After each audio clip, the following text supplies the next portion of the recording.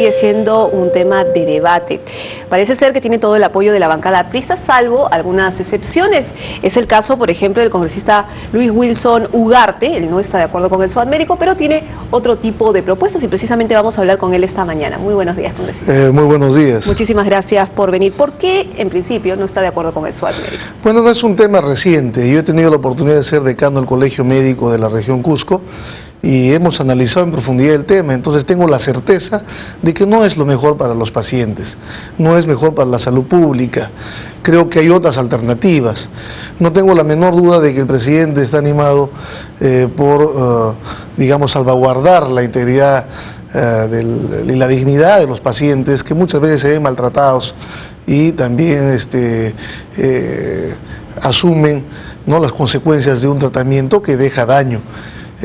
Sin embargo, yo creo de que existen otros mecanismos. Lo importante es acortar los tiempos en el cual el paciente recibe una compensación. En la actualidad, el juez puede mandar mediante un juicio una reparación civil, pero eso lo hace pues, después de 3 años, 5 años y prácticamente no hay sensación de justicia. Claro, porque se mencionó que era el Poder Judicial el que podía respaldar alguna denuncia de, digamos, de mala praxis por parte es el Poder Judicial el que tiene que definir si existió o no negligencia. Ese es todo un procedimiento judicial largo y el paciente se ve afectado, nadie cuida del paciente mientras tanto.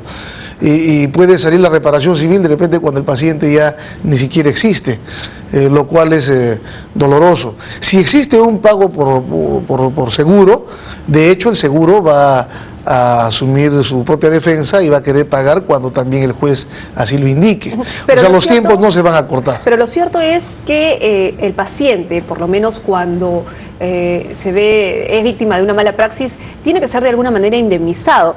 Hemos visto un caso, el último caso, que es el contagio de VIH, y es el Estado el que tuvo que indemnizar a esta persona. Por supuesto, no solamente es la negligencia médica, están involucrados otros profesionales. Recuerdo que alguna vez una técnica de salud puso un enema de creso en lugar de ponerle de agua jabonosa a un paciente. Entonces terminó causando lesiones. O sea, no necesariamente tiene que ser médico. O resulta que un paciente va a un hospital y se dan cuenta que no hay oxígeno en un almacén. Eso nada tiene que ver con el médico, sino de repente con el personal que trabaja en logística. O deficiencias ya de orden estructural e institucional que limitan, digamos, con instrumental, con equipamiento, especialmente en provincias, ¿no? Pero digamos, el SWAT médico sí es un respaldo para aquellas personas.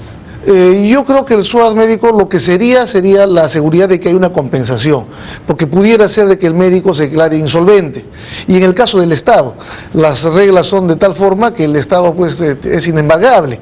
Entonces, cuando hay una responsabilidad solidaria entre el médico y el Estado, y el juez manda que solidariamente paguen, el Estado puede dejar de hacerlo porque finalmente sus bienes son inembargables. No hay forma de pedirle por la fuerza algo al Estado, lo que significa que a veces todo carga el propio médico. O sea, de todas maneras tiene que mediar, de acuerdo a esta propuesta, tiene que mediar una opinión del juez, tiene que haber un juicio con su debido proceso, ¿no? Y eso no se acorta. En la práctica, hoy en día, si alguien hace un proceso judicial, le puede ganar una clínica, le puede ganar el juicio a un médico y puede cobrar.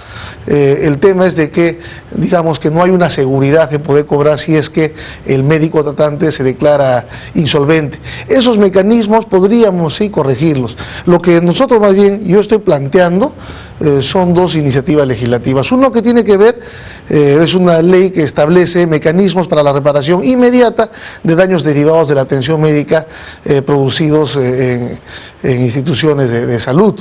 Esto lo que pretende es acortar los mecanismos para recibir una compensación o por lo menos una atención, una reparación de daño inmediato. Es decir, el pago tenía que ser inmediato, haya una denuncia respecto a mala praxis.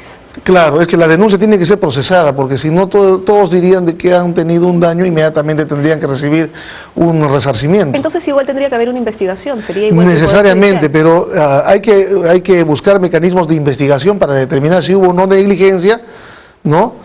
mucho más rápidos y no esperar pues un proceso judicial. El juez agarra, pide la opinión de un perito, la opinión del colegio médico cuando quiere, hay peritos de parte, se forma un juicio, recién emite una resolución. Claro, las intenciones de que sea una investigación mucho más rápida pueden estar, pero en la práctica ¿se pueden realizar? Yo creo que sí. ¿Cuál sería la diferencia con la investigación? Yo creo que sí, yo estoy proponiendo que se cree, para empezar, una oficina o que se cree el defensor del paciente en todos los centros hospitalarios.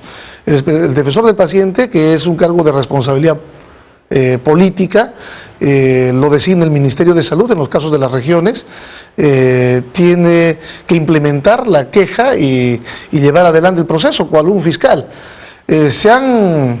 Y esto significará lógicamente una bonificación, ¿no?, para el trabajador del sector salud, que tiene que tener ciertas condiciones para poder asumir esta responsabilidad. ¿Y hay algún pago por esa investigación? Tiene que haber una bonificación. ¿Por parte del paciente? No, para el paciente tiene que ser gratuito, tiene que ser por parte del Estado.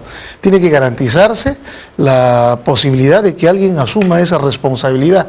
Igualmente crea un comité de evaluación de daños, que inmediatamente tiene que sacar una respuesta. Además, tiene que existir la posibilidad de que en esa instancia pueda darse la mediación con un mecanismo de solución alternativa de conflictos. Vale decir, allí el médico y el paciente, o la enfermera y el paciente pueden llegar a una mediación. Si no se llega a una mediación porque al paciente le considera que tiene todo el derecho a continuar el proceso, entonces el proceso continúa en la vía judicial. Pero por lo menos tener un mecanismo para tratar de encontrar una solución rápida, justa para las dos partes, ¿no? Ahora, que se vean afectadas. ¿De dónde saldría el dinero? Porque usted menciona también el tema de la reparación, pero ¿de dónde saldría el dinero? Bueno, ese es un tema que debe de salir, ¿no?, del compromiso del propio profesional o del propio trabajador del sector salud. Y en el caso de que haya una responsabilidad solidaria institucional, lógicamente la institución tiene que responder por los daños. En el caso, por ejemplo, del VIH-Sida, ahí no hay negligencia médica, ahí no ha habido negligencia del personal. Es un tema fortuito, pero sobre todo habría que encontrar una responsabilidad por parte del propio Estado. El Estado, sin duda, con la infraestructura que tenemos hoy en día, se va a ver envuelto pues en multitud de procesos para pagar indemnizaciones, porque hay muchos son los casos que tendrían que ser responsabilizados al Estado. Pero ¿cuál sería entonces la diferencia? Porque, digamos, si el profesional es el que se equivocó, ¿no es cierto?, que tuvo una mala praxis, y si se entra en un proceso en el Poder Judicial, por ejemplo, que finalmente falla de que tiene que haber una indemnización, la tiene que haber, ¿no es cierto? Pero la propuesta que usted tiene es muy parecida, solamente que está hablando de un defensor. No, crea un mecanismo distinto para una solución rápida de conflictos, ¿no? Hay la mediación.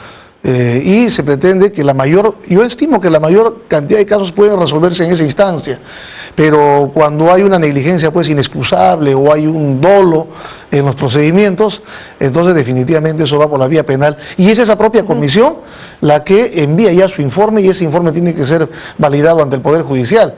Es como igualmente si se queda un arreglo, digamos, de una solución del conflicto, y el paciente y el médico queda en una compensación económica por un daño, en ese instante, ese documento de compromiso de pago o de reparación, digamos, tiene que tener una fuerza de ley permanente, o sea, eso tiene que acatarse y tiene que tener el respaldo judicial correspondiente. Muy bien, congresista, muchísimas gracias por haber venido de 6 a 9 a explicar cuál es su propuesta, ya que usted no está de acuerdo con el SOAT médico. Es el proyecto de ley que ha presentado el congresista Luis Wilson Ugarte sobre establecer mecanismos para la reparación inmediata de daños derivados de la atención médica en establecimientos de salud público. Hacemos una pausa, regresamos.